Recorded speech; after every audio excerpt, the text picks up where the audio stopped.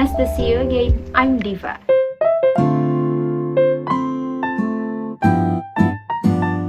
Do you know this? I'm pretty sure you already know this brand. Yes, it's Samsung, the famous brand of electronics that often used by many people. And do you know who is this? So the name of this person is Lee Byung-chul. If you're familiar with Samsung, so his name is also sounds familiar as well because he is the person behind the presence of Samsung's electronics in our lives. So today I'm gonna tell you the biography of Lee Byung-chul, the founder of Samsung. So Lee Byung-chul was born on 12th of February 1910 in Irian County, South Gyeongsang Province, Korean Empire, South Korea. Lee Byung-chul was born as the youngest son of 4 siblings to father Lee Chan-woo and mother Kwon Jae-lim. And also, he was the son of a wealthy landowner of Yangban family. It's a branch of the Gyeongju Lee clan. We can say that he is a chaebol because he's the descendant and heir of a stinking rich landowner. By having this privilege, Lee Byung-chul started his first business using the inheritance from his parents. He started with rice milling business, but because it fell through, he closed the business. The first venture didn't achieve a success, so he got down to a trucking business in Daegu on the 1st of March in 1938. And the name of his business called Cheil.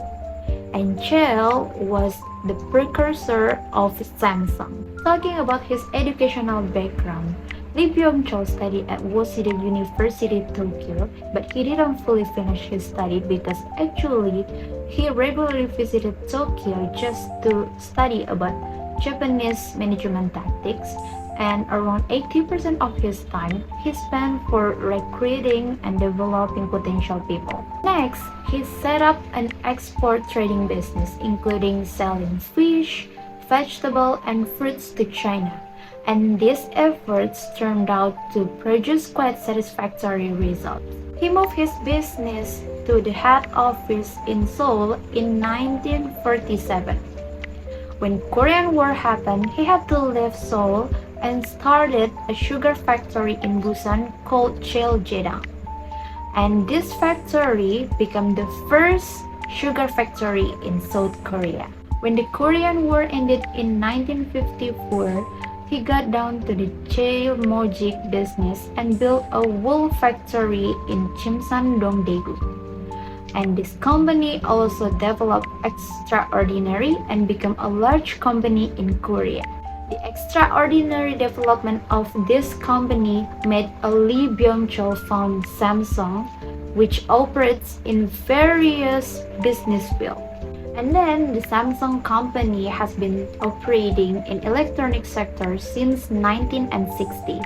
Samsung groups form electronics divisions such as Samsung Electronics Co. Devices, Samsung Electromechanic Co., Samsung Corning Co., Samsung Semiconductor and Telecommunication Co., and created facilities in Suwon.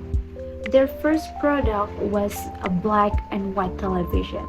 And then Samsung Electronics produced televisions in 1969, and then the mobile phone in 1990s, radio, computer components, and other electronic devices. Samsung managed to survive in the midst of Korean War, which put many companies out of business.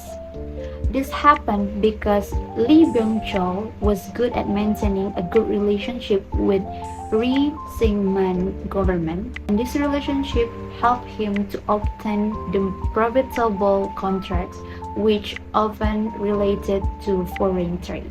In the late 1950s, Lee Byung-chul was known as the richest man in Korea, but he was also seen as a symbol of corruption. The Samsung image became bad in 1966 after being caught in an illegal import scandal, and this scandal forced Lee Byung-chul to resign and spend several years in exile. Even from the 1960s and until now, Samsung remains one of the largest companies in South Korea. In 1980, the Samsung company purchased Hanggukjeonja Tongsin in Gumi and began building telecommunication equipment. The initial product was switchboard, and this facility has developed into a telephone and fax manufacturing system, which later became Samsung Cell Phones Manufacturing Center and has produced more than 800 million cell phones. The company are grouped together under the Samsung Electronic Company Limited in the 1980s. In the late 80s and early 90s, Samsung Electronic invested in research and development. And this investment is very important in pushing the company to become a leading company in global electronic industry. Some of Samsung's investment include build a television assembly plant in Portugal, build a factory in New York and Tokyo, build the facilities in England and Austin. In total, Samsung has invested around $5.6 billion for Austin. And so far, Samsung is the largest foreign investor in Texas and also one of the largest single foreign investors in the United States. But in 19th of November 1987, at the age of 77 years old, Lee Byung-chul passed away. And the Samsung company was inherited to his sixth child or his third son named Lee Gun-hee. Samsung began to emerge as an international company in the 1990s. However, the company was still able to recover afterwards. Well, that's the biography of Samsung founder Lee Byung-chul. And that's all from me. Thank you.